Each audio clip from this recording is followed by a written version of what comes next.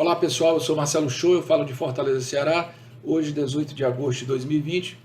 Esse é o canal Direito e Política com Marcelo Show.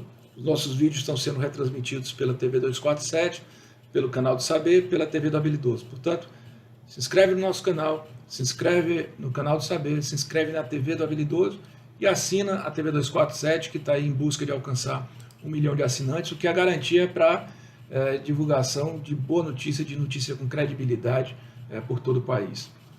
Vocês sabem muito bem que fundamentalistas religiosos insistem em condenar a atitude do Hospital de Pernambuco, que realizou a interrupção da gravidez naquela criança de 10 anos do Espírito Santo, que desde os 6 anos de idade vinha sendo abusada sexualmente pelo seu tio.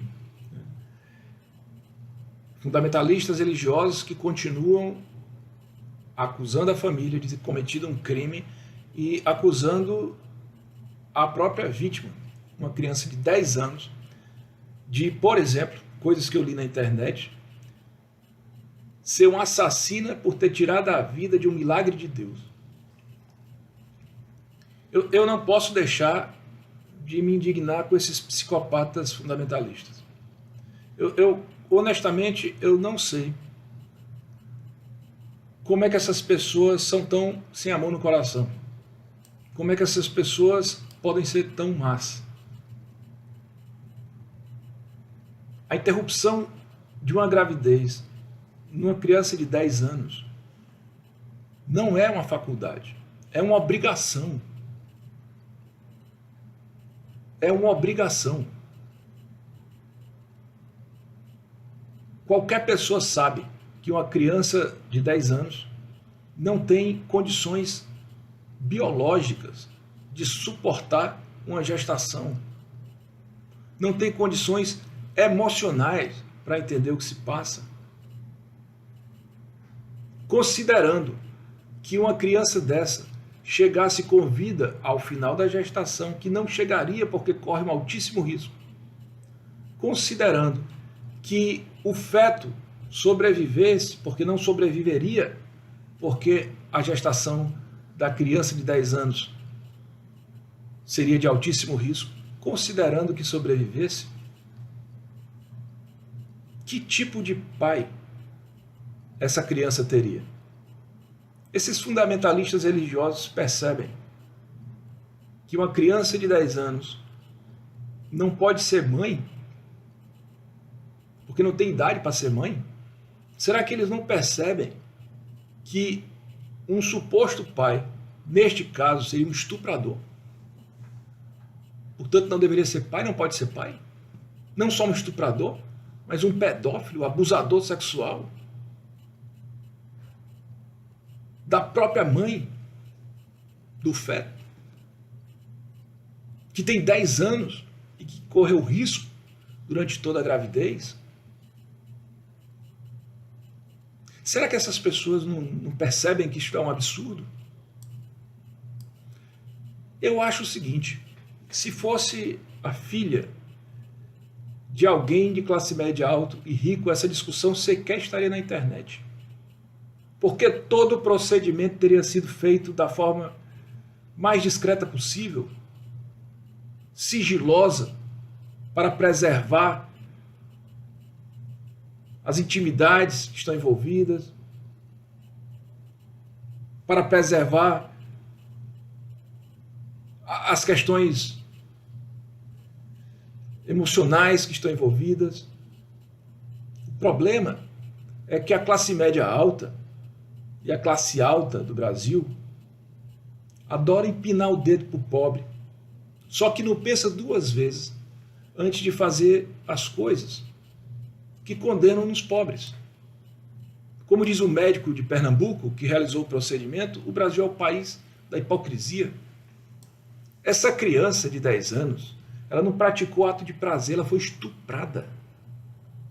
Ela foi estuprada depois de ter amargado 4 anos de abuso sexual, de violência sexual. Não há o que discutir na interrupção da gravidez, numa situação dessa. Isso sequer poderia ser cogitado e foi transformado numa disputa política. Que tipo de país permite que aconteça uma coisa dessas? O artigo 128.2 do Código Penal prevê o aborto no caso de gravidez resultante de estupro, no caso de uma gravidez que porte no risco para a mãe. E nesse caso, aconteceram as duas coisas, com o agravante de ser uma criança de 10 anos. O Código Penal é de 1940. Há 80 anos há essa convicção no Brasil. E agora esses charlatões resolvem retroceder em marcos civilizatórios, que é uma questão de dignidade humana, com a criança que foi vitimada, porque sabe que um apelo dramático para uma massa ignorante dá mais feedback nessa busca insana por fiéis para alimentar não as necessidades religiosas, mas os interesses econômicos. Olha, você que está me assistindo, não permita que esses religiosos, falsos profetas, charlatões de meia tigela, bufões fantasiados de arautos da moral, que carregam Bíblia, que essas pessoas interfiram na vida do Estado, tampouco interfiram na sua vida. O Brasil, ele promove a laicidade estatal, exatamente para garantir a pluralidade religiosa. O país se coloca como um Estado em que é moderador dessas discussões, porque sabe que se uma religião tomar conta do Estado, as demais sequer terão vez, porque os interesses das religiões são antagônicos. Essa coisa de sincretismo é coisa das pessoas. As igrejas, elas se conflitam, elas conflitam entre si. Vocês pensam que aqueles pastores que foram ao hospital onde se deu o procedimento médico respeitam o bispo de Recife e Olinda, que também viralizou na internet condenando o hospital? Não respeitam, não. Eles não dão o menor crédito. Assim como o bispo de Recife e Olinda também não dá o menor crédito. Muito pelo contrário, certamente tem ojeriza daqueles pastores que foram ao hospital. Então não deixe que essas pessoas interfiram na sua vida, que eles queiram medir a sua fé, porque ninguém tem régua para medir a sua fé, para medir a minha fé. Eles são portadores, se dizem portadores da palavra de Deus, mas por acaso Deus deu uma procuração para que essas pessoas portem a sua palavra? Não deu, não. Essas pessoas defendem os próprios direitos. Olhe, para cada do Evaristo Arnes, há pelo menos 100 pilantras. Para cada do Helder Câmara, há pelo menos 1000 charlatões. Para cada Dom Casa Dáliga, há 1000 falsos profetas. Para cada Bispo Romero, Dom Romero, para cada Rutilho Grande, para cada Papa Francisco, está cheio aí de enganador profissional.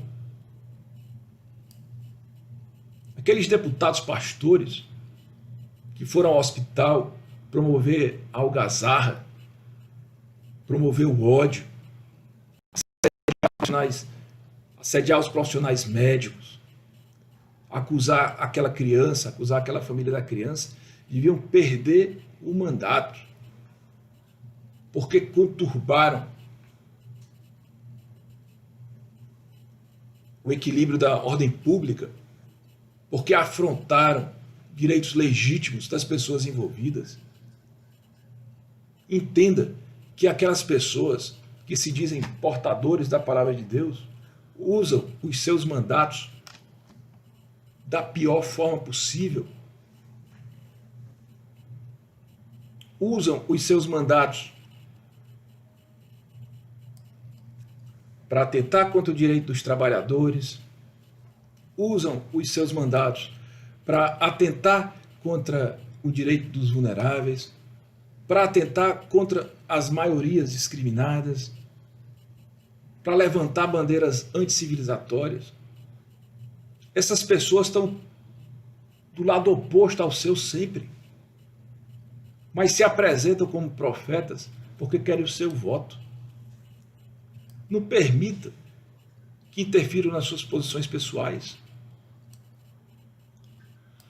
Não há respeito aos direitos humanos se uma orientação religiosa passar a determinar os padrões da coletividade. É por isso que o Estado é laico. É isso que a gente tem que defender. Há religiosos nesse país que são capazes de aparecer na internet portando fuzis. Há religiosos nesse país que são capazes de aparecer, são capazes de vender semente milagroso contra o coronavírus. Há religiosos nesse país que são capazes de ir a Brasília para rezar de joelhos ao lado de um presidente que sequer consegue falsear um sentimento de consternação com mais de 100 mil pessoas mortas, de brasileiras e brasileiros mortos nos últimos meses por causa de Covid. Afinal, a propósito, onde é que está esse presidente? No caso dessa criança? Cadê a solidariedade do presidente com a família? Não se vê um pio. Tem religioso que é contra o aborto por convicção da própria religião. Tudo bem. Eu me oponho a isso porque eu defendo a autonomia da mulher para decidir sobre o seu corpo, sobre qualquer circunstância, mas eu entendo isso. O direito de cada um pensar o que quer. Mas essas pessoas têm que entender que há parâmetros legais para a defesa e para a promoção daquilo que alimentam. Só que eles preferem apelar para o sensacionalismo porque sabem que dessa maneira conseguem inflamar uma massa profundamente ignorante por falta de informação. O Código Penal brasileiro, no artigo 128.2, permite a interrupção da gravidez no caso de estupro e no caso de risco para a mãe. Eu já comentei aqui. Isto é categórico há 80 anos. Então não há como acusar de crime quem não cometeu crime. Aliás, é crime acusar de crime aquele que não cometeu crime. Existem as estruturas de calúnia, de difamação, de injúria. Essas pessoas estão cometendo isso. E as sequelas psicológicas dessa criança? E os sofrimentos causados pelos vazamentos das informações, pelo assédio ao hospital, pelo assédio em dizer que essa criança cometeu uma violência contra a vontade de Deus, certamente um herege que vai para o inferno. Você acha isso justo? Você acha que, além de sofrer todo o dano físico e todo o dano emocional por conta da violência em si, do abusador, estuprador, pedófilo, uma criança ainda tem estrutura emocional para sofrer um bullying dessa magnitude? Não só ela, a família também? Olhe, esses fundamentalistas são irresponsáveis. Conturbaram a vida de uma criança, expuseram gratuitamente um corpo médico que estava fazendo o seu trabalho de forma honrada, com a convicção de que estava cumprindo não só as leis, não só a decisão judicial, mas o juramento de Hipócrates.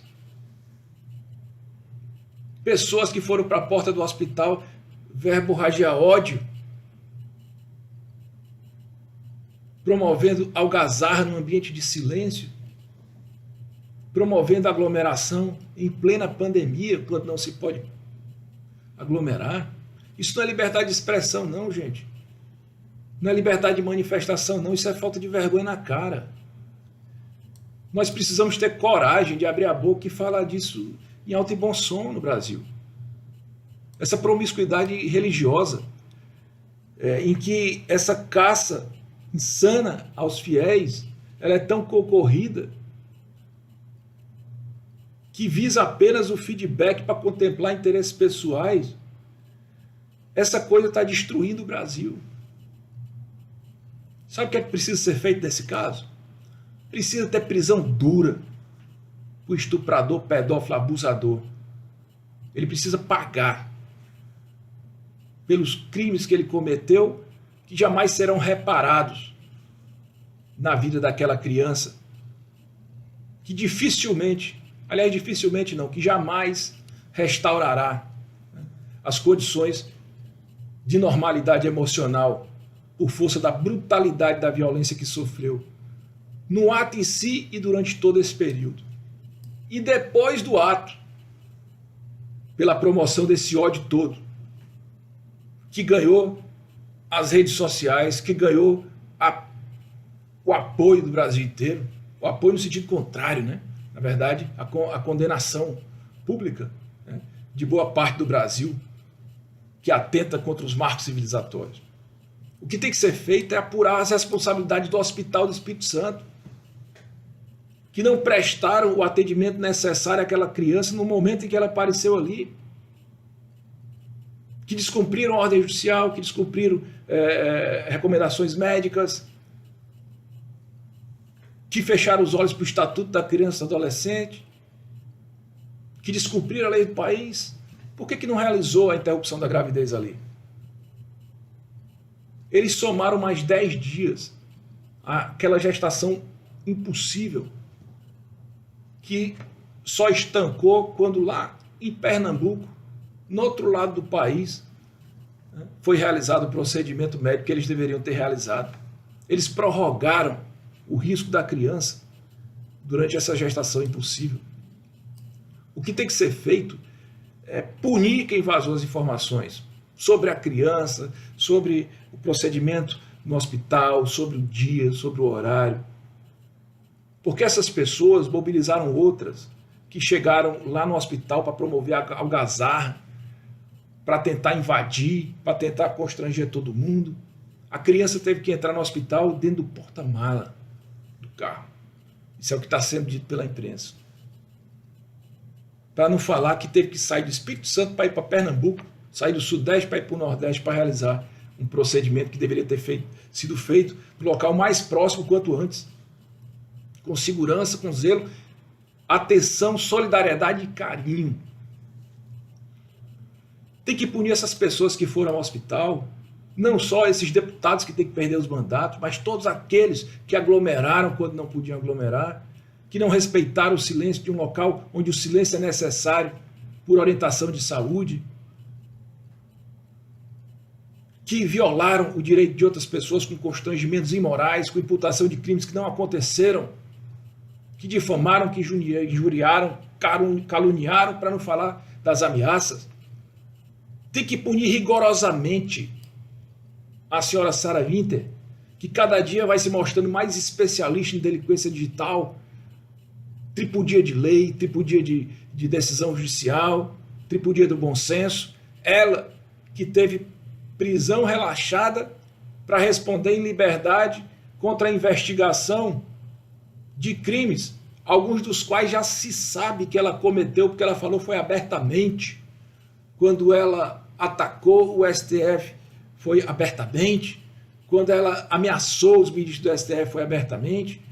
Ela destila o ódio o tempo todo, é abertamente. Não é ninguém que está dizendo, isso é ela que diz. Portanto, ela está em liberdade para responder sobre investigação de crimes, que já se sabe que alguns desses crimes ela cometeu, mas ela insiste em continuar utilizando as redes sociais para divulgar o ódio, para promover essa eclosão, essa divisão social, esses absurdos que deveriam ser tratados com sutileza, com discrição, com solidariedade. Ela divulgou os dados da criança, ela divulgou os dados do hospital. Ela cometeu mais um delito criminal dentro de uma sequência que já vem sendo cometida. A justiça tem que ser dura com essa senhora. O que a sociedade tem que fazer é apoiar essa criança, é apoiar a família dessa criança, para ela tentar retomar a normalidade de vida dela, que ela jamais retomará de forma integral, mas para quando ela voltar para o ambiente social dela, ela não ser, pelo menos, estigmatizada, para ela ter uma vida escolar, sem estar marcada, sem sofrer de forma impiedosa os julgamentos sociais, que já vai sofrer, porque está com a vida exposta. Tem que ter solidariedade, tem que ter apoio médico e psicossocial. O que nós precisamos fazer, você que está me assistindo agora, é rediscutir sobre esse estelionato religioso no Brasil. Porque boa parte desses problemas que a gente atravessa tem a ver com isso. Pessoas que interferem sob o argumento de portarem a palavra de Deus na vida do Estado, lá em Angola, estão sendo expulsos. Porque atenta contra a democracia. Porque querem, através da extorsão mais agressiva, que é apelando para o medo, do medo, né, de ir para o paraíso ou de ir para o inferno, né, para conquistar o apoio dessas pessoas e depois utilizar os seus mandatos para construir o Estado do jeito que querem. Isso está errado. Isso precisa ser discutido com urgência, já era para ter sido discutido. A propósito, veja só o caso, uma denúncia de que o Ministério dos Direitos Humanos enviou emissários para a casa da menina, da criança de 10 anos, para tentar convencer a avó de não realizar a interrupção da gravidez. Quer dizer, uma ministra de Estado que, ao invés de se solidarizar com a criança, com a família, determina que uma comissão vá praticar o bullying. Isso é que tem que ser apurado. Isso é que tem que ser punido.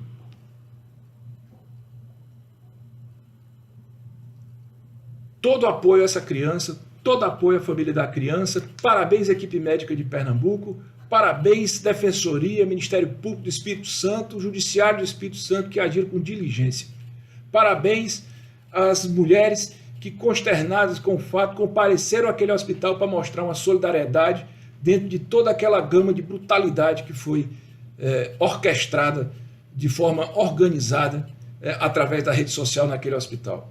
Eu sou Marcelo Shoa, esse é o canal Direito e Política com Marcelo Shoa. Se você gostou do comentário, curte, divulga, me procure na rede social, no Twitter, no Instagram, eu sou @MarceloShoa_, e no Facebook, eu sou Marcelo Shoa. Assina a TV 247, se inscreve no canal de Saber, se inscreve na TV do Habilidoso. Tudo de bom, sucesso, felicidade, paz e saúde para todos nós.